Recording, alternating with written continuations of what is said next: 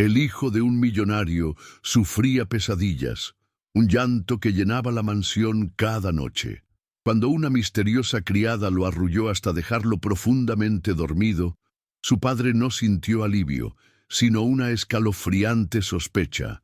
Juró descubrir el secreto de la mujer, sin saber que la respuesta no residía en su pasado, sino en el suyo.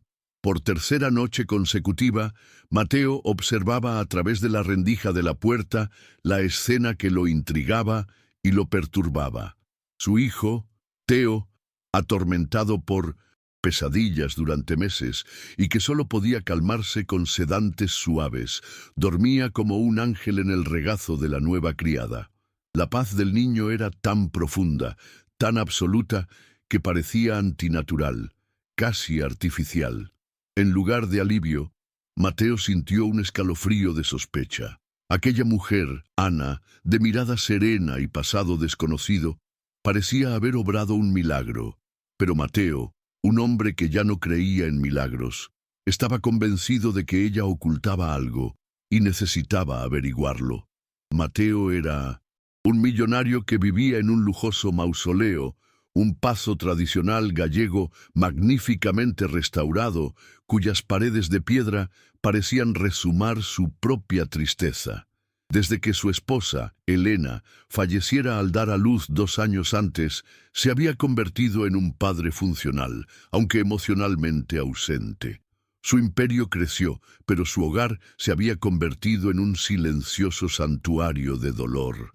Su hijo, Teo, era el epicentro viviente de su tragedia, un niño sano, pero profundamente atribulado y triste, un recordatorio constante de la mujer que había perdido. Mateo le dio todo lo que el dinero podía comprar, pero fue incapaz de darle lo que él mismo ya no poseía: paz. El sufrimiento de Teo era la mayor anomalía en la controlada vida de Mateo. El niño sufría de insomnio crónico y terrores nocturnos que ningún terapeuta ni médico podía curar. Eran noches interminables de llanto inconsolable, una inquietud que parecía surgir de lo más profundo de su pequeña alma, como si sintiera la ausencia de su madre en cada fibra de su ser. El niño no lloraba de hambre ni de dolor físico, lloraba por una pérdida que no tenía palabras para expresar. Cada noche era una repetición del fracaso de Mateo, un eco de su impotencia ante el dolor de su propio hijo, un dolor que compartía pero que no sabía cómo sanar. Si lo estás disfrutando hasta ahora, comenta a continuación desde dónde lo estás viendo. Quiero saber hasta dónde ha llegado esta historia. Desesperado y exhausto, tras la renuncia de otra niñera, incapaz de lidiar con las noches caóticas, Mateo contrató a Ana. Era una mujer de mediana edad, recomendada por su discreción y una paciencia casi legendaria. No provenía de una familia de la alta sociedad. Su origen era modesto, pero había una serenidad en su mirada que Mateo, desesperado, decidió que valía la pena el riesgo. Llegó silenciosa, una presencia gentil y discreta, en una casa que se había vuelto dura y fría. Su tarea era sencilla y a la vez parecía imposible: traer un poco de calma a las noches de esa casa atormentada por el dolor. Durante las primeras noches, el silencio que emanaba de la habitación de Teo era más ensordecedor que su llanto. Mateo se encontraba revisando el monitor de bebé cada pocos minutos, esperando que comenzara el caos habitual, pero nunca llegó. Su alivio inicial dio paso rápidamente a una semilla de desconfianza. ¿Cómo? ¿Cómo había logrado un completo desconocido en tan solo unos días lo que él, el padre, con todo su dinero y su amor desesperado, no había logrado en 2 años? La paz de su hijo, en lugar de ser una bendición, se convirtió en un misterio que su mente lógica y herida se negaba a aceptar. La gratitud se convirtió en sospecha y sintió la necesidad de estar alerta. El antagonista de esta historia no era de carne y hueso, sino una fuerza invisible y poderosa que se había arraigado en las paredes de aquella habitación, un dolor sin resolver. Era el trauma silencioso que atormentaba a Mateo, la niebla de tristeza que impedía a Teo encontrar la paz, y la barrera de silencio que se había erigido entre padre e hijo.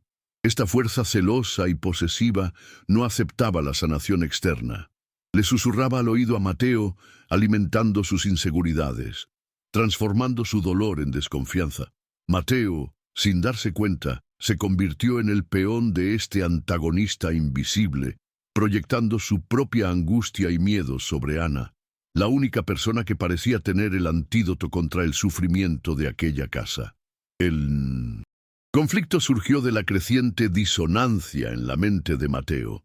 No podía aceptar que un desconocido, con métodos sencillos y una presencia serena, hubiera logrado en pocos días lo que él, con todo su dinero y su amor desesperado, no había logrado en 2 años. La tranquilidad de su hijo, en lugar de tranquilizarlo, se convirtió en una afrenta, una obsesión.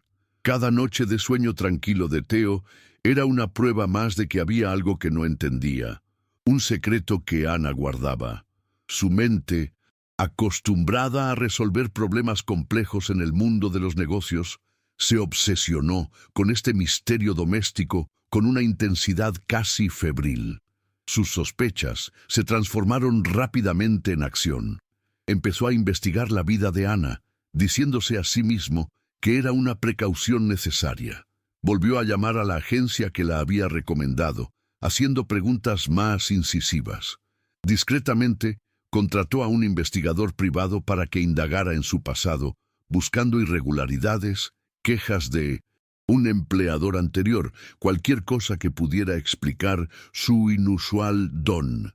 Pero la investigación solo agravó el misterio. El informe describía una vida sencilla, casi monástica, años de trabajo en residencias de ancianos, referencias impecables que elogiaban su paciencia y un pasado intachable. No había nada, y ese nada era, para Mateo, profundamente sospechoso. La falta de pruebas concretas solo alimentó su paranoia. Si su pasado estaba limpio, entonces el secreto debía residir en el presente, en sus acciones dentro de la casa. Mateo recurrió a la tecnología, su aliada de toda la vida. Pasaba horas encerrado en su oficina, viendo las cámaras de seguridad en tiempo real. Observaba cada gesto de Ana, cómo preparaba el biberón de Teo, buscando el más mínimo indicio de que le hubiera añadido algo, cómo lo envolvía, buscando técnicas de hipnosis o sugestión. Su casa, su santuario, se había convertido en una prisión vigilada, y Ana, su empleada, se había convertido en su único y principal objetivo. La tensión en la casa se volvió casi palpable, un reflejo directo de la agitación interna de Mateo. Sus interacciones con Ana, antes cordiales, se volvieron frías e interrogativas. Le hacía preguntas directas sobre sus técnicas, con un tono acusador del que Ana parecía no percatarse, respondiendo siempre con una serena sencillez que lo exasperaba. La sospecha más oscura empezó a tomar forma en su mente.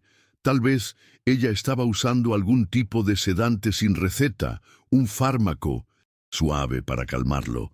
La idea era monstruosa, pero en su estado paranoico parecía la única explicación lógica para un fenómeno que consideraba imposible. Su obsesión llegó a su punto álgido. Las cámaras mostraban el qué, pero no revelaban el cómo. Su secreto, si existía, no era visual, sino auditivo. ¿Qué le dijo al chico cuando se apagaron las luces? ¿Qué sonidos emitió para calmarlo con tanta eficacia? Decidido a desentrañar el misterio de una vez por todas, decidió que necesitaba escuchar.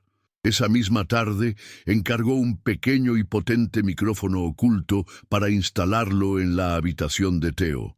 Necesitaba pruebas y estaba dispuesto a romper cualquier barrera de privacidad para obtenerlas. Su acción preparó el terreno para la revelación que no podía prever. Decidido a desentrañar el misterio, Mateo instaló el micrófono oculto en la habitación de Teo.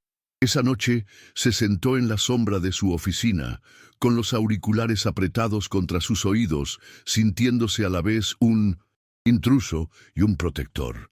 Escuchó la suave respiración de su hijo, el zumbido eléctrico del silencio, esperando cualquier sonido inusual.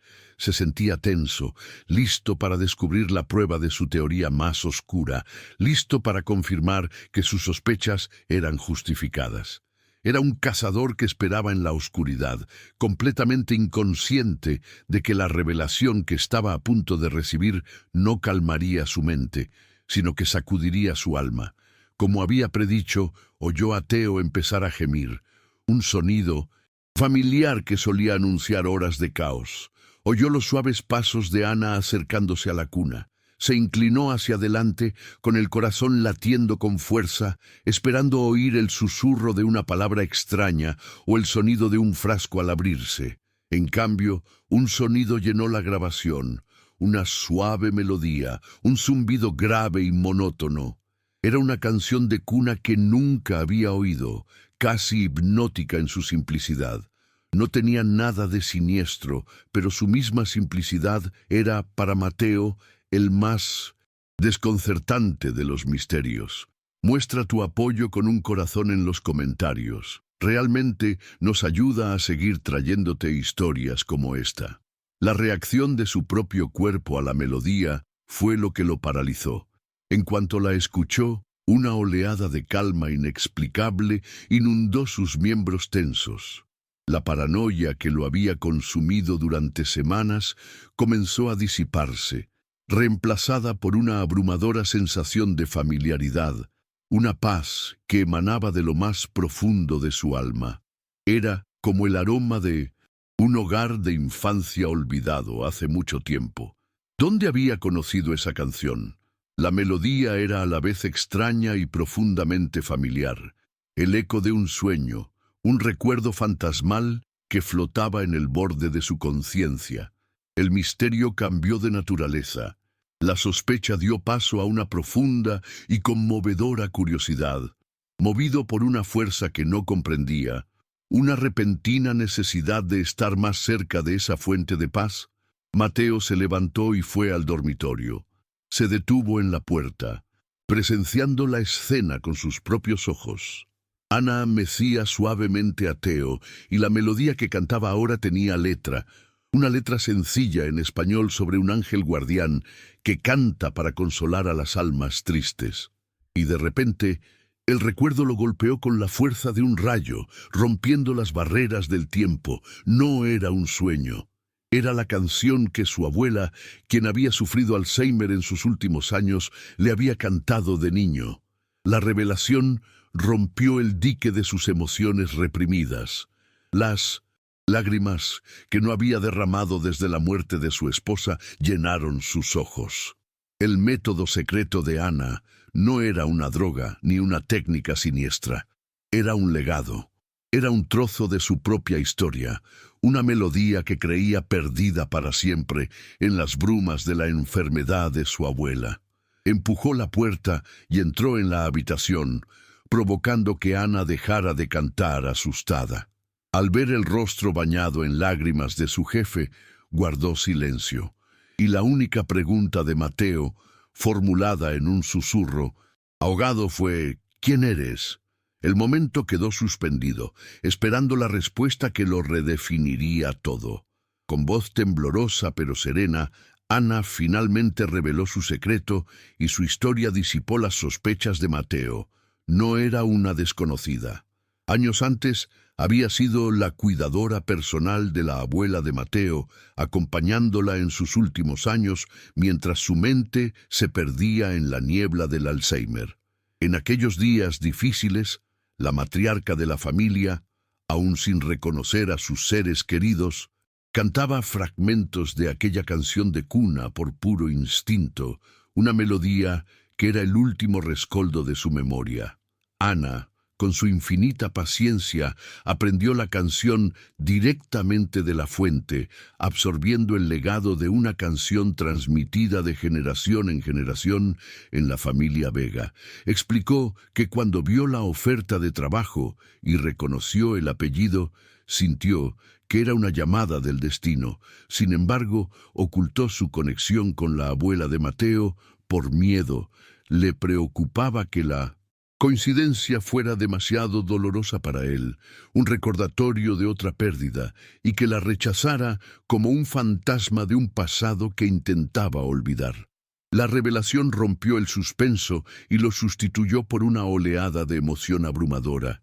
El don de Ana no era mágico ni químico, era el recuerdo vivo de su familia, la forma más pura de amor, devuelto a él y a su hijo por la persona de la que en su dolor había sospechado tan injustamente. Meses después, la casa ya no es un mausoleo silencioso. En una tarde soleada, la luz se cuela por las ventanas de la gran sala, donde Mateo se sienta al piano, un instrumento intacto en años. Sus dedos, antes vacilantes, ahora tocan con seguridad la suave melodía de la canción de cuna de su abuela. A su lado, Teo, ahora un niño sonriente y sereno, murmura la letra. Ana los observa desde un sillón, no con la distancia de una criada, sino con la calidez y el cariño de una guardiana. El secreto que una vez generó sospechas se ha convertido en el puente que reconecta a padre e hijo, sanando sus heridas con su melodía. La historia de esa familia demuestra que, a veces, el mayor consuelo no proviene de soluciones costosas ni de nuevos comienzos, sino de un eco de amor que se niega a ser olvidado. Ana, la mujer que Mateo consideraba una extraña, se convirtió en la guardiana de la memoria de su familia, una presencia indispensable que les enseñó que el duelo se puede superar no olvidando el pasado, sino encontrando la manera correcta de recordarlo. Si crees que el amor es un recuerdo que nunca muere, comenta legado, dale me gusta a este video y compártelo para que todos sepan que las canciones de cuna más hermosas son las que el alma ya conoce.